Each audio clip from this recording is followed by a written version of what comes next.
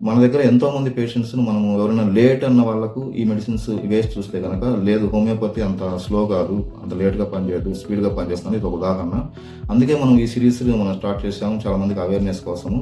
Bone fracture సంబంధించింది. ఏదన్నా hair line fracture ఉంది. హెయిర్ లైన్ ఫ్రాక్చర్ ఉండి కొంతమంది కనీసం 15 డేస్, 20 డేస్ లేదంటే 30 డేస్ వరకు కూడా దానికి రెస్ట్ ఇవ్వాలంటారు. అలా లేకుండా మన హోమియోపతి మందులతో చాలా బాగా కంప్లీట్‌గా క్యూర్ అవుతుంది. అది కూడా మనకు వితిన్ 1 వీక్‌లోనే కంప్లీట్ క్యూర్ అయ్యి మళ్ళీ వాళ్ళు రెగ్యులర్‌గా ఆఫీస్‌కి వెళ్ళడానికి గాని ఛాన్సెస్ ఉన్నాయి.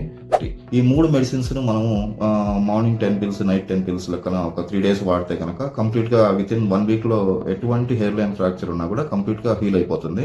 ప్లస్ అలా కాకుండా ఈవెన్ పోస్ట్ సర్జికల్‌లో కొంతమందికి బోన్ ఫ్రాక్చర్ అయిన తర్వాత, సర్జరీ అయిన తర్వాత కూడా ఆ వూండ్ హీల్ అవ్వక వాళ్ళు అలాగే బెడ్‌లోనే పడుకొని ఎన్ని రోజులు రెస్ట్ ఉన్నా కూడా ఆ వూండ్ హీల్ అవ్వదు.